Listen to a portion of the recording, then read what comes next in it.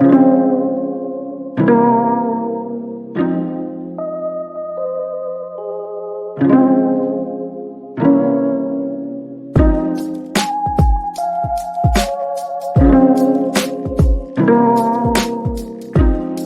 y'all know what it is. We've reached the end of today's vote Tuesday. Your election Tuesday. Thank you for giving us some of your time. I had a great show lined up today. We talked some ego from Jordan Love, how that cost the Green Bay Packers the game against the Detroit Lions. That was not even close. Weak ass Bo Nix. It's time to move on from him, and it's not even worth repeating. And then Drake Mayonnaise, he fails again in flying colors. So, by the way, hit the subscribe button. It goes a long way, and we appreciate it here at the channel. Finally, brings us to our last story. Kansas City. At some point, I mean, it's an embarrassment of riches. The acquisition of DeAndre Hopkins, not only him, but then you have when they reunited with Kareem Hunt. At some point, you would think Kansas City, this is pretty much they're dead to rights. I don't know what it's going to take to get rid of them, because Kansas City is, oh my goodness. Let's start here. In sports, sometimes you have a team that no matter what you do, they always have your number. It's life, it's sports. There's always that one person or that one team. They ain't going away. It's in the cards. It's in the cards. And I can give you all kind of triangle theories when it came to Larry Brown and what's his name, Phil Jackson.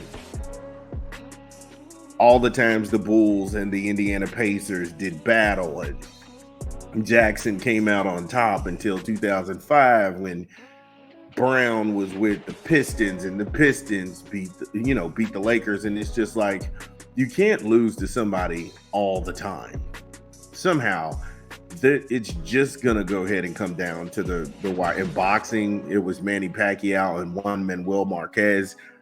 A lot of those fights were close fights. It could have went either way, and it ended with Marquez in the emphatic knockout of Manny Pacquiao that put him down on the ground. So, I mean, you can't lose to somebody all the time. That being said, when you get to last night, when you get to the the Kansas City Chiefs, I mean, the third down efficiency was off the charts. And this is the genetics of a really good team, because put behind the 8 ball 18 times, the Kansas City Chiefs, they converted 12 of those. That is insane. And that's going to mess with the rhythm of the offense of the opposite team, because you got to go ahead and get the running back. You got to get him greased up with a lot of touches. You got to go ahead and get in sync with your receivers, and just giving them limited opportunities is going to hamper that side of the ball. They went for it on 4th down, which, hey, look, high five to them. I've never seen this stat before anywhere, where a team held on to the ball for 40 minutes. 40 minutes. And maybe that is a testament to Baker Mayfield, because he was able to go ahead and get this game into overtime. But a team held on to the ball for 40 minutes. That's almost an hour. That defense had to be absolutely gassed. And the one fumble came from Travis Kelce doing way too much. And if you're going to be critical of Kansas City, I would say I'm critical of just Travis Kelce. It seemed like last year when he said he wanted to retire before the whole Taylor Swift thing and fiasco started, he was talking about he was wanting to leave. And then this year, he's having a year, but that, I was like, why were you stretching on a play you were obviously short on? That was just weird. Give me a quick 20 from an unofficial sponsor of the show. We'll be back. This is Big Vern. Burger King. BK, have it your way because you rule. Order online, download the app, or visit the good folks at your local Burger King.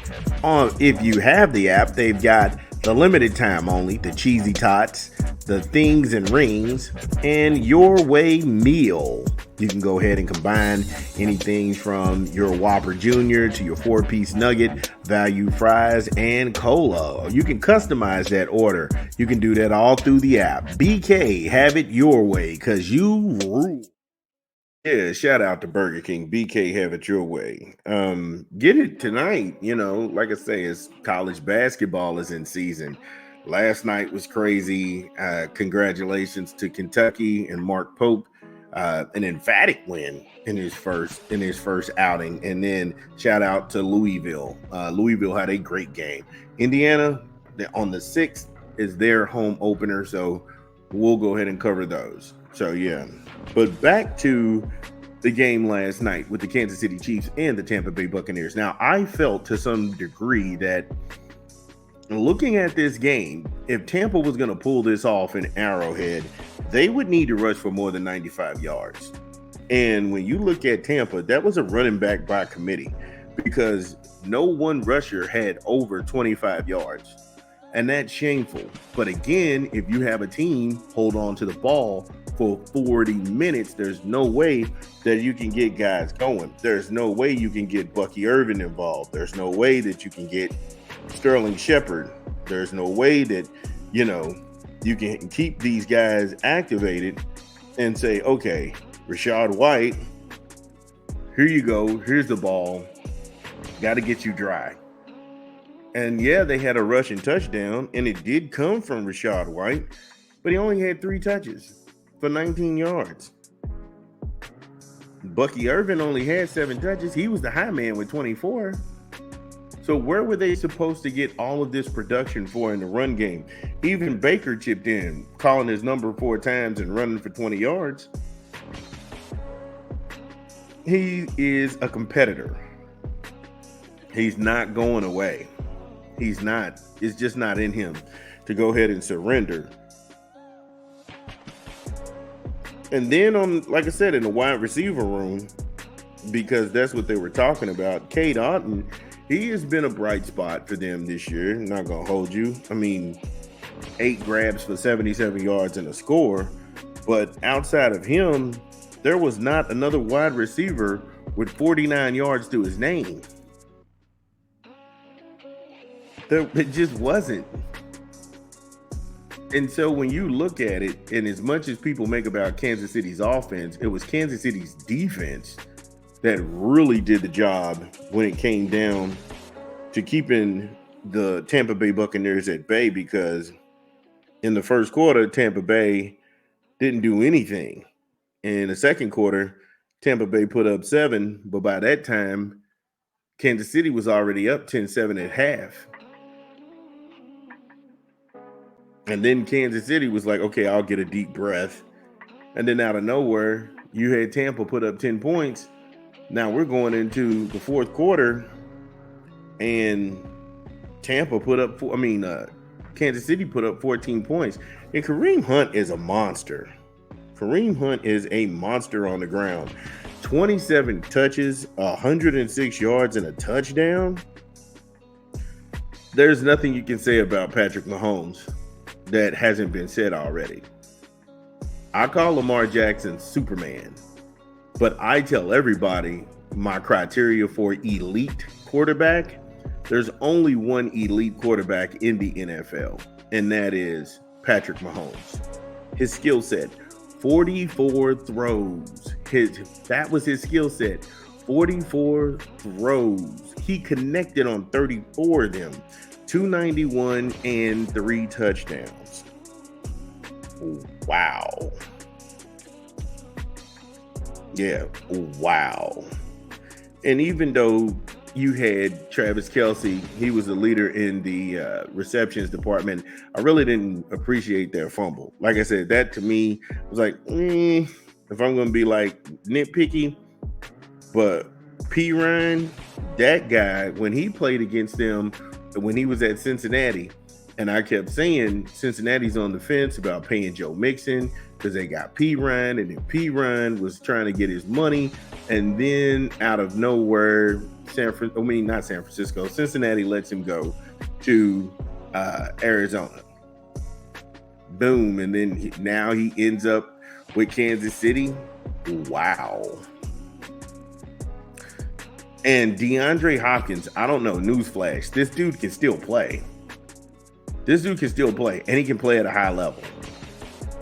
So Kansas City just getting small pieces around a great foundation of the nucleus, they're still undefeated. And they take everybody's best shot, and they still win, whether it's on the road, whether it's at home. This is probably going to go down as one of the greatest football teams that would be in the NFL history books. They just have to close the deal. So, like I say, that is the show, ladies and gentlemen. Well, that's the show. So thank you to everybody for subscribing, sharing, and liking the content. Enjoy your afternoon and your evening. And we will be back on Wednesday. This your boy, Big